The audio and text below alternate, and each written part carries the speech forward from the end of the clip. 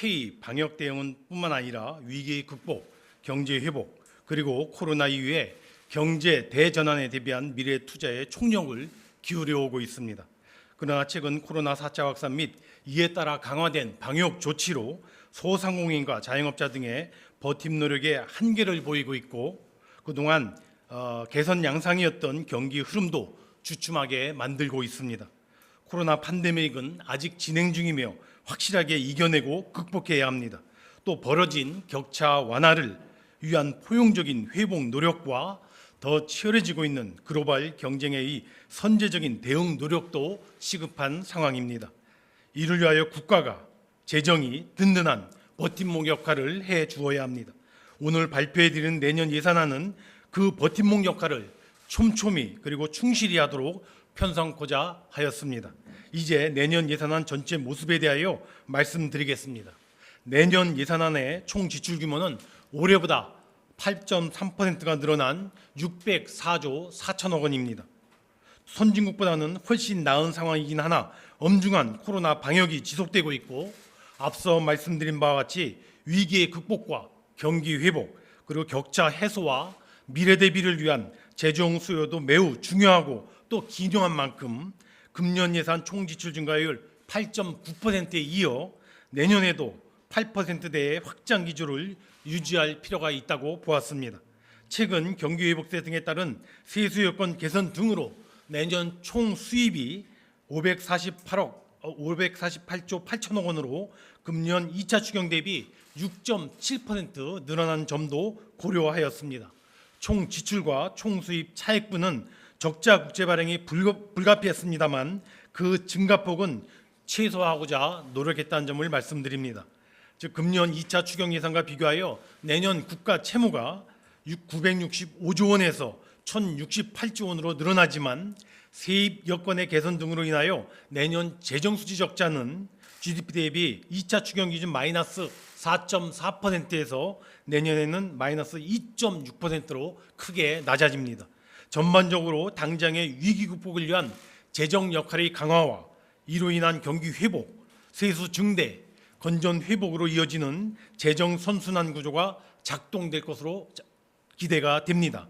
그리고 중기적으로도 2025년까지 통합재정 수지 마이너스 3%, GDP 대비 국가 채무 비율 50%대 후반에서 관리되도록 하여 정부가 마련한 재정 준칙의 취지가 최대한 지켜지도록 하였습니다.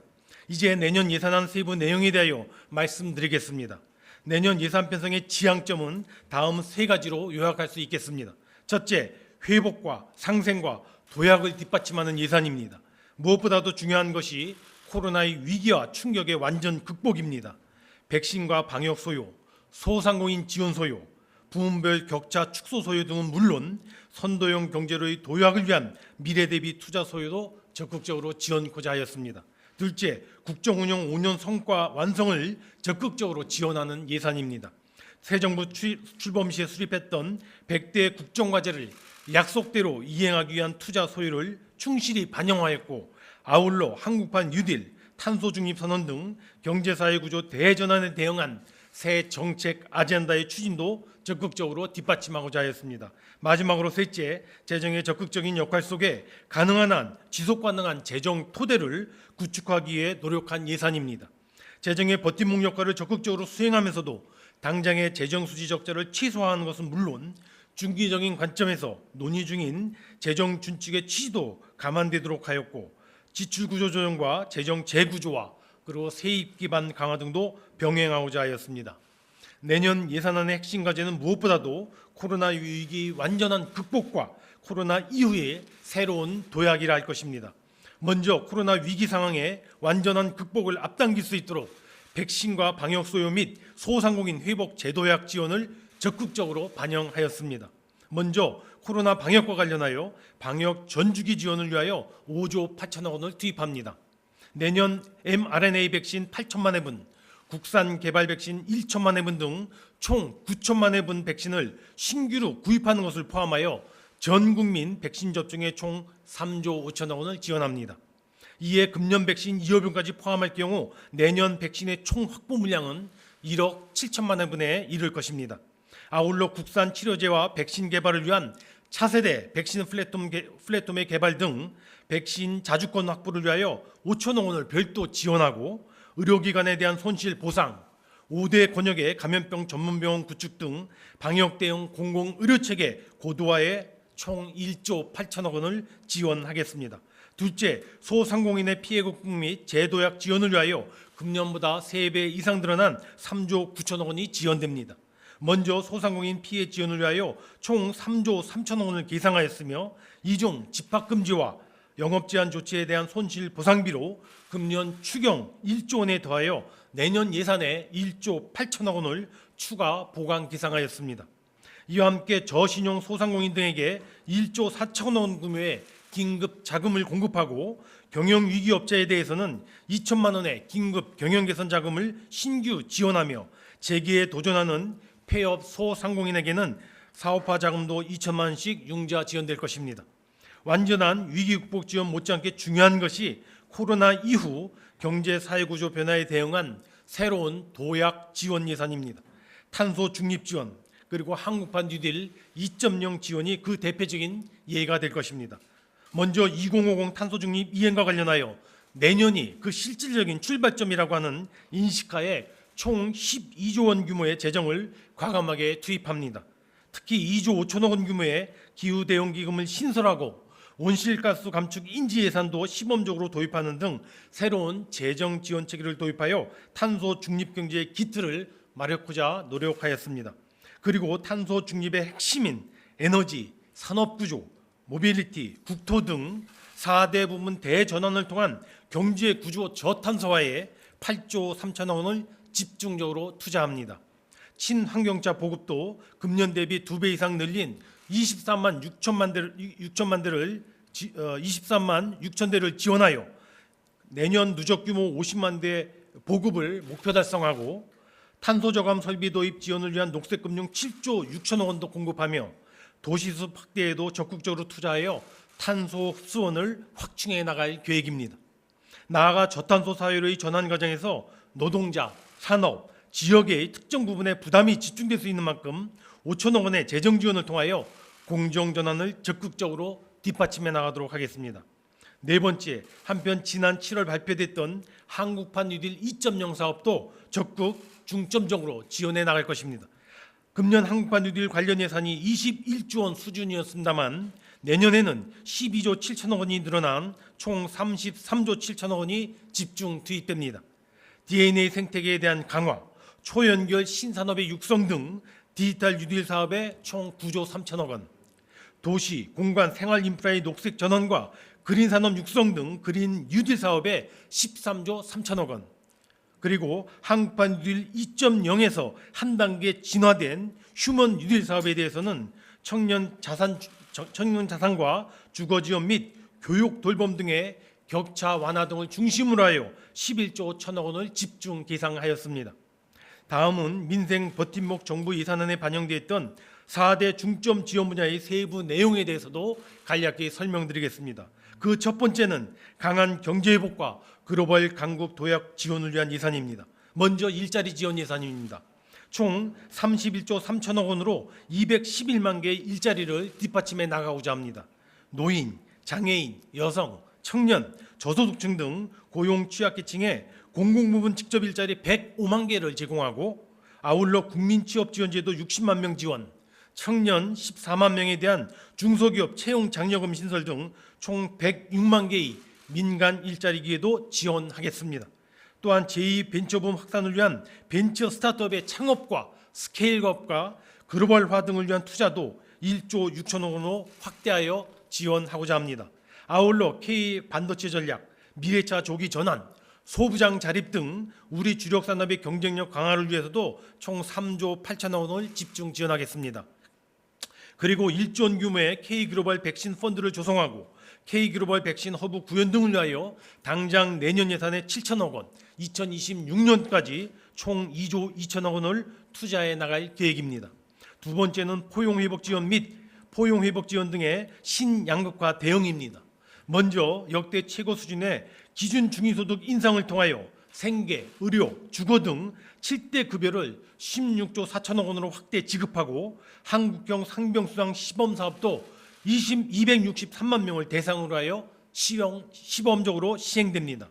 또한 전 국민 고용보험 뒷받침을 위해 저소득 플랫폼 종사자 20만 1,000명, 임시 일용직 42만 9천 명, 그리고 가사근로자 3천 명 등의 사회보험료를 신규로 지원합니다. 특히 코로나를 거치며 벌어졌던 교육, 주거, 의료, 돌봄, 문화격차의 완화를 위하여 총 41조 3천억 원을 지원하고 서민 중산층까지 실질적인 반값 등록금이 명실공히 완성되어 실현되도록 국가장학금 지원도 획기적으로 확대하여 반영하였습니다. 한편 농어촌 활력 증진 패키지로 345개의 농어촌 지역의 정주 여건을 개선하는 등 농어가 소득 안정 및 농어촌 활력 제고에 6조 3천억 원이 지원되고 지역균형 뉴딜 가속화를 위하여 지역 공간, 지역 산업, 지역 환경 및 초광역권 시법협력 등 소위 3+1 분야에 113조 1천억 원이 지원될 계획입니다. 그리고 지역균형 발전 측면에서도 2단계 재정분권을 강력히 추진하여 향후 10년간 매년 1조 원 규모의 지역소멸 대응 특별양해업을 신설하고 지방자주 재원의 확충을 위하여 지방소비세율을 4.4%포인트 인상하여 2022년부터 23년까지 2년간 총 6조 7천억 원 수준의 재원이 지방으로 전환되도록 하고 내년 예산안에 이에 상응한 연간 소요가 차질 없이 계상되도록 조치하였습니다. 세 번째 투자 중점은 디지털 등 미래형 경제 구조 대전환입니다. 먼저 닥달에서 2.0 단계 고도화, 모바일 운전면허증 발급 등 국민 체감도가 높은 디지털 전면 전환에 7조 원을 투자하고 차세대 AI 반도체, 세계 최초의 레벨 4 자동 자율차 상용화, 그리고 우주와 양자, 6G 등 미개척 분야 등 전략적인 연구 개발에 6조 2천억 원의 R&D를 투입합니다. 나아가 AI, 첨단 소재, 수소, 바이오에스 등 20대 신기술 분야에서 전문 융합 인력 등 15만 7천 명의 혁신적인 인재가 양성되도록 총 2조 원을 뒷받침하고자 합니다.